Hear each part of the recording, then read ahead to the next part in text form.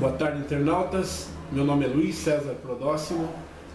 No último domingo, 16 de junho de 2013, eu postei um vídeo com o título "Quem a Copel foi e quem a Copel vem sendo".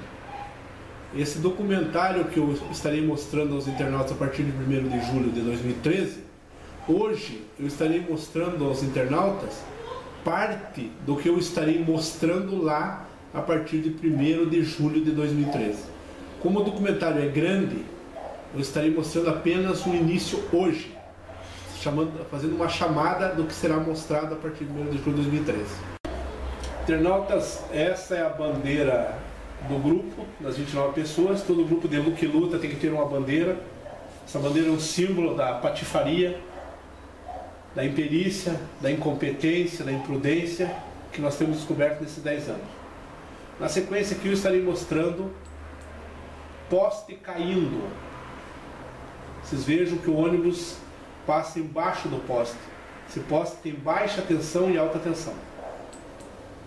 Outro poste caindo.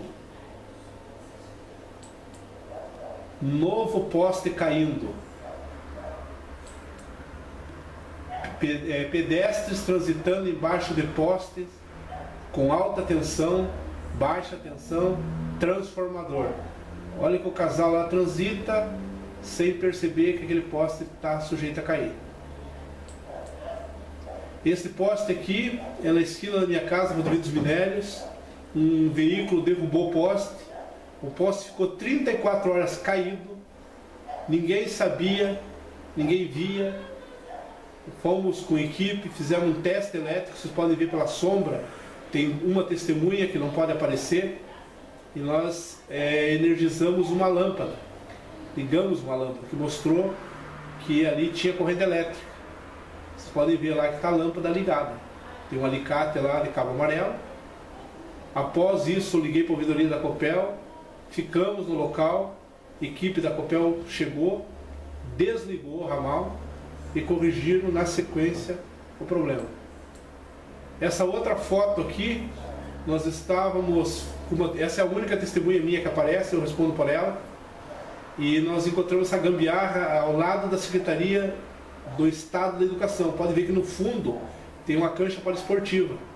E quando nós estávamos fazendo o teste nessa gambiarra, que ali vocês verem um disjuntor, a lâmpada mostra que está energizado, essa viatura passou no local, eu chamei o cidadão brilhante funcionário, parou, nos atendeu, desligou a gambiarra. Ou seja, se a gente não descobre isso, estaria do mesmo jeito até hoje. E ali é uma cancha poliesportiva onde as crianças praticam esportes. Vamos para a sequência. Pinheiro, utilizado como poste. Isso é uma baita gambiarra. Isso aqui, para vocês terem uma ideia, é na Cândido de Abreu, quase esquina com a prefeitura, próximo do Palácio Iguaçu, e a Copel disse que não é dela esta gambiarra. E em Curitiba, a única concessionária de energia elétrica é a Copel. Se não era da Copel, de quem era? Cadê a vistoria da Copel? Cadê a manutenção da Copel? Que a Copel responde. Nova gambiarra, lá ao fundo a gente vê o prédio do SESI, na Cândido de Abreu. Uma tomada, um pedaço de madeira, duas tomadas, e vocês verem pela mão da minha testemunha a lâmpada energizada. Nos dois casos vocês verem que a lâmpada está ligada. É esse tipo de gambiarra que a gente encontra em Curitiba nesses últimos 10 anos. Situações essas que podem eletrocutar qualquer pedestre desavisado. Na sequência aqui nós temos uma carta que foi enviada ao governador Requião, informando do período que eu estava no apagão. Ela é datada de 9 de julho de 2004. Foi contada a história do apagão. Segundo ouvi dizer, foi encaminhado para a Copel.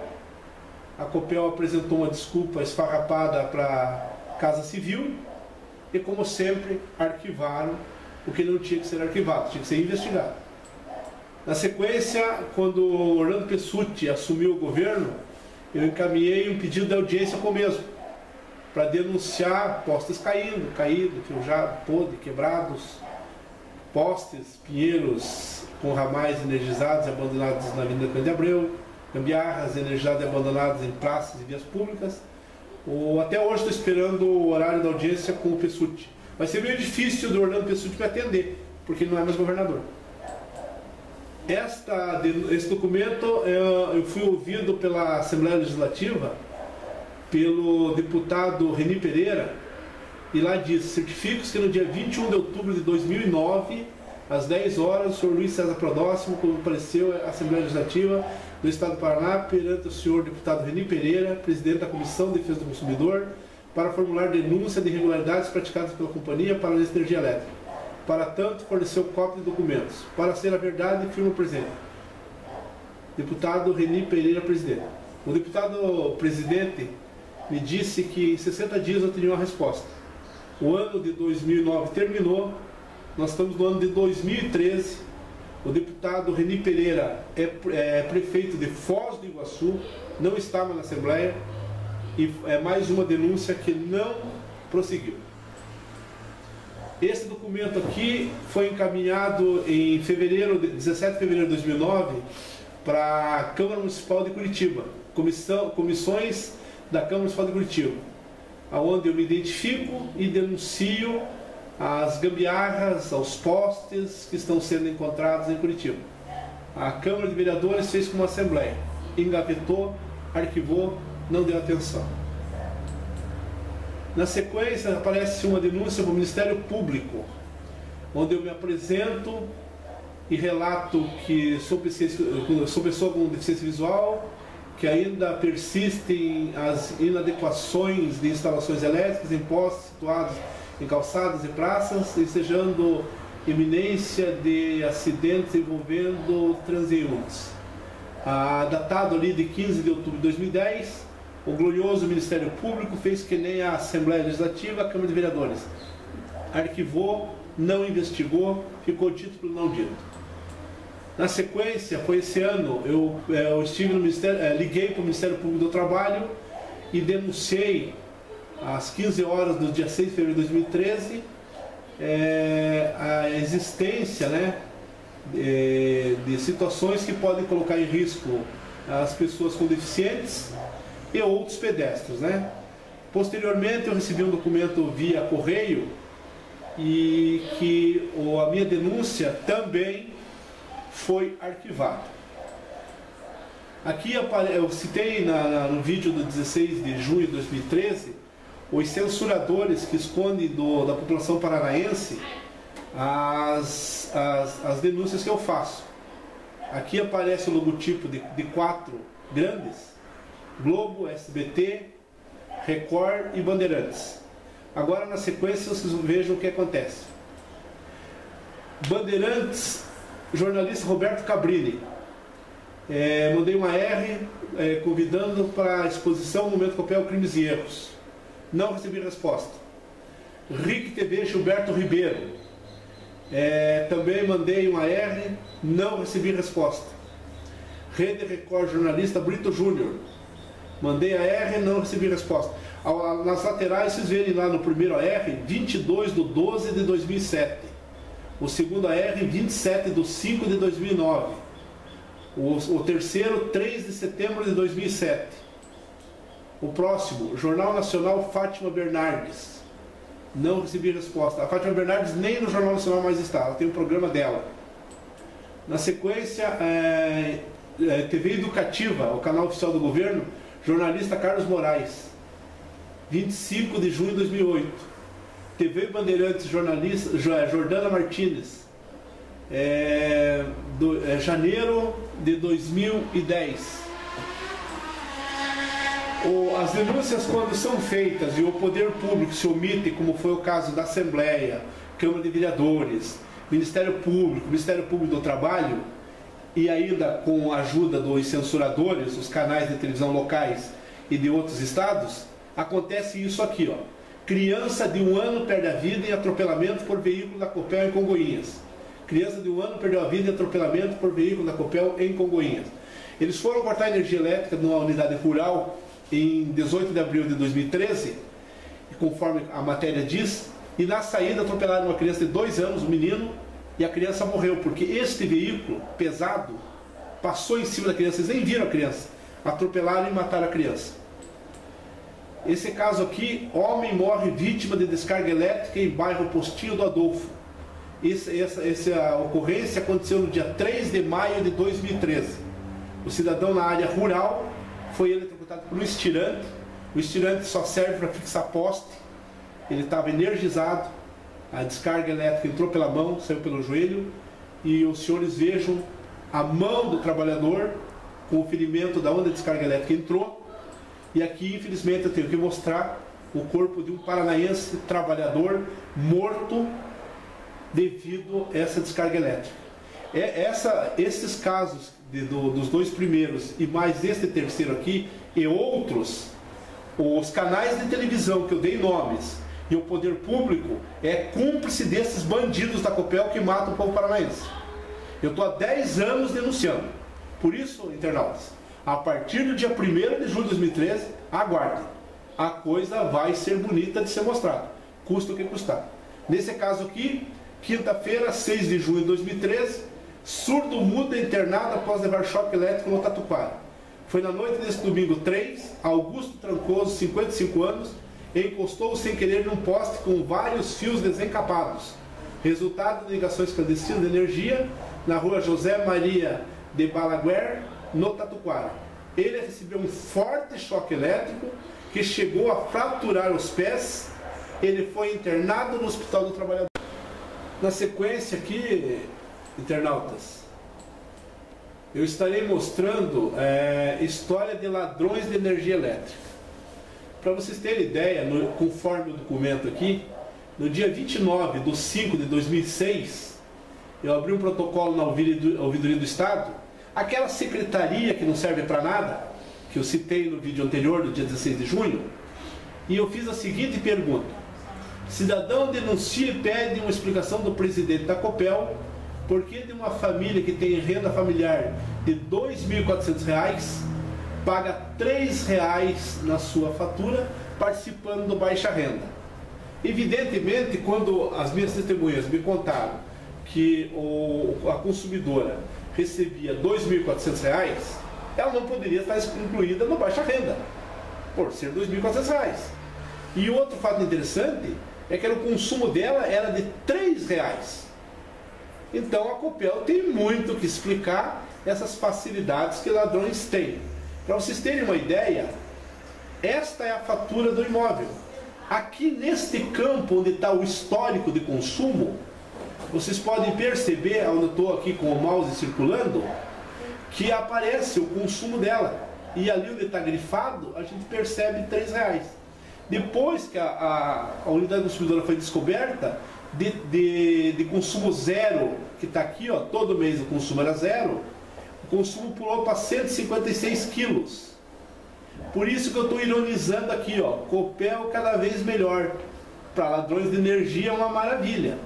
Aqui embaixo eu tiro mais um pouquinho de sarro dos patetas da Copel. Em março de 2005 o consumo era zero, está aqui, ó, no rodapé. R$ 3,21.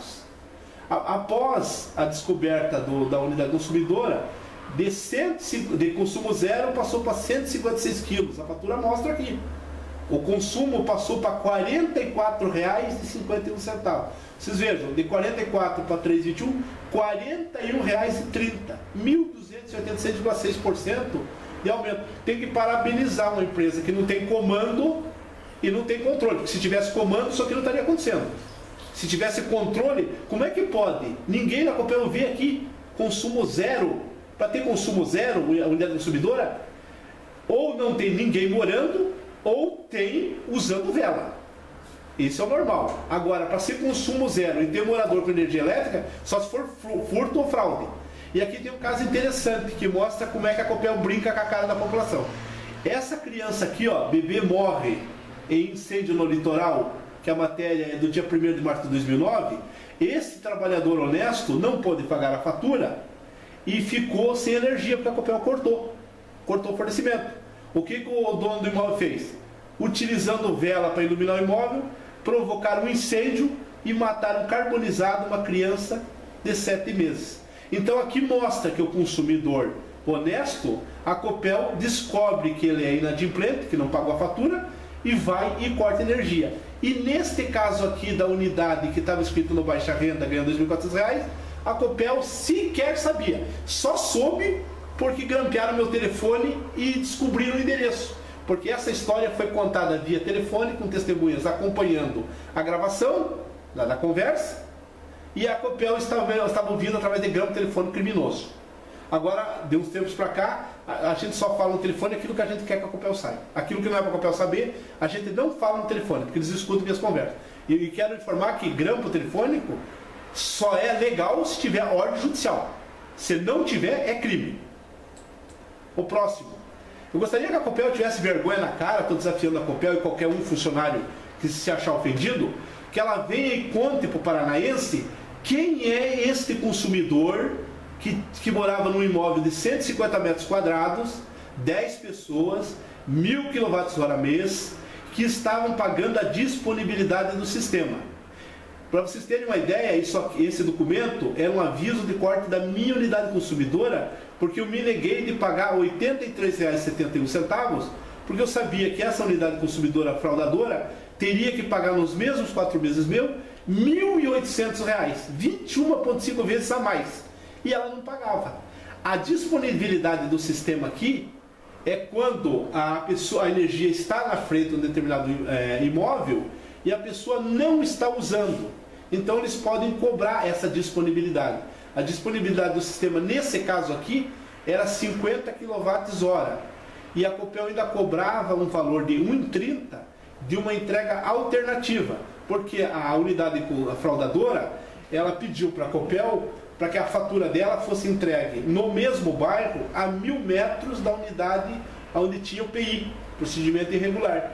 Como a Copel é a casa da mãe Joana, a Copel validou o pedido. Só que esse pedido tinha a finalidade de esconder a fatura de energia, para que a fatura de energia não caísse na mão de vizinhos, que vizinhos provavelmente perceberiam que aquela unidade consumidora fraudadora não poderia estar pagando aquele valor que era correspondente ao consumo de energia elétrica que ele referido mês.